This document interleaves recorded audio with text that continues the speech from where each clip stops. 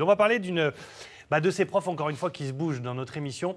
Vous allez voir, direction aujourd'hui le collège Étouvie à Amiens, avec un projet qui s'appelle Elle et lui. L'idée, c'est vraiment de diminuer au maximum, voire de totalement les faire disparaître, les discriminations hommes-femmes. Et ça, on s'y prend dès le collège, justement, avec des élèves de 6e, 5e, 4e et 3e. Deux personnes sont avec nous pour en parler. Aliénor Moulin-Chassine, bonjour. Bonjour. Vous êtes à ma gauche, vous êtes prof de sport. Et à votre droite, Gaëlle Brûlé, vous êtes prof documentaliste donc au collège Étouvie. Bonjour. C'est un sacré projet et c'est une sacrée idée. Et on s'attaque dès le plus jeune âge, finalement, pour essayer de gommer au maximum les discriminations hommes-femmes. Hein. Oui, il faut. Et en fait, il faut aussi s'attaquer sur du long terme. Donc c'est pour ça qu'au collège, on a décidé de travailler sur toutes les classes, de tous les niveaux, donc de la 6e à la 3e, et ce, sur du long terme. Donc c'est pour ça que ça a commencé depuis novembre 2015. On travaille sur les luttes pour la discrimination, contre les discriminations. Sur les propos sexistes, on travaille sur... En fait, on a mené des débats, des échanges avec les élèves autour du harcèlement de rue, autour des violences faites aux femmes. Et en fait, le but, c'était de partir de la réflexion des élèves. C'est-à-dire que quand on lance un débat sur une question en particulier, le but, c'est que les élèves réfléchissent. Voilà, il y a des inégalités, il y a des violences conjugales, il y a des femmes qui sont victimes dans leur vie de tous les jours. Donc le but, c'est, à partir de ces échanges, de faire réfléchir les élèves. Voilà, qui se posent la question et au fur et à mesure des débats, la question, elle évolue. Ils prennent conscience. C'est-à-dire qu'au début, ils ne s'écoutent pas tellement dans les débats, mais au fur et à mesure, voilà, il y a de l'écoute, il y a de l'argumentation, ils s'affirment, ils prennent position.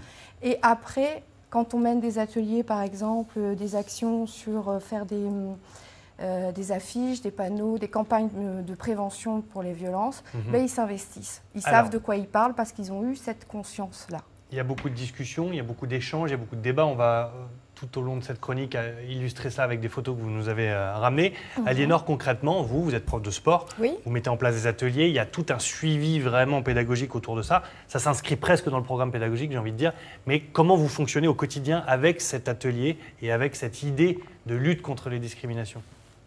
Alors moi, au sein de ma discipline, je me suis investie dans un projet avec l'une de mes classes de 3e. Donc ce projet, je l'ai intitulé « Elle et lui ». C'est un projet qui permet de travailler sur l'égalité homme-femme, mais avec le filtre du sport. Donc un petit peu dans la même lignée que les autres projets du collège, on a commencé avec mes élèves par réfléchir sur leur représentation. Ils se sont rendus compte qu'ils étaient plein de préjugés, qui véhiculaient des stéréotypes sur les femmes et le sport. Comme quoi, par exemple, ça peut être quoi comme...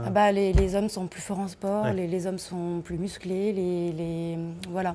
Et ensuite, ils ont fait des recherches pour se rendre compte que les inégalités dans le monde du sport étaient vraiment très, très importantes en termes de médiatisation, par exemple, sur le spectacle sportif, en termes d'effectifs, en termes de salaire pour les sportifs de haut niveau. C'est vrai que c'est une discrimination quotidienne. On voit beaucoup plus de matchs de foot hommes que de matchs de foot femmes.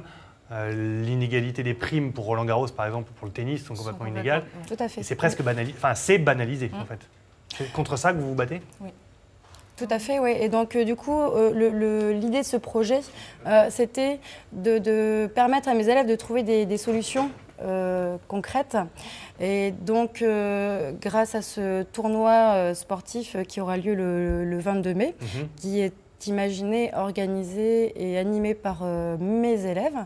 Ce tournoi sportif, en fait, il leur permet de concevoir des épreuves.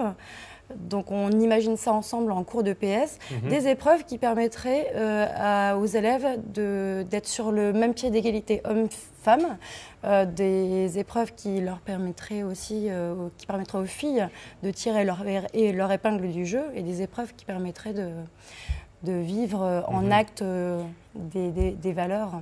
Ouais. Est-ce que c'est facile à mener ce genre de projet en respectant aussi le programme scolaire, parce que c'est un choix que vous avez fait, ça veut dire qu'on adapte aussi le programme pédagogique par rapport à ça. Concrètement, vous avez Ça fonctionne bien avec avec le programme scolaire classique, je veux dire? Alors ça fonctionne bien étant donné que tout ce qui est échange et débat, ça fait partie du programme scolaire. Ça peut s'appliquer en français, ça peut se mener en histoire géo dans le cadre de l'éducation morale et civique. Donc ces questions des préjugés, ça s'intègre au cours du professeur. L'égalité, elle est traitée en 5e, elle peut être prise en 4e. En 3e, on a aussi tout un travail sur les femmes dans la résistance.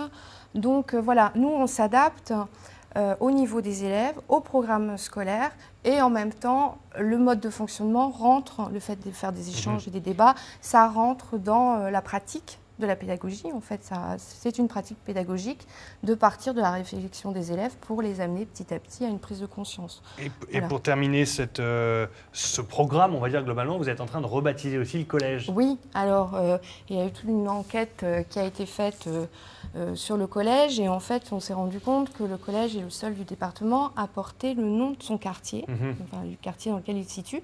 Et donc il y avait une volonté de lui donner une identité qui lui était propre et donc on a fait une enquête auprès du personnel pour rebaptiser le collège et au vu de tout ce qui se passe comme action sur le droit des femmes, on a trouvé que c'était important que ce soit le nom d'une femme et il y a 17 noms qui sont ressortis de cette enquête.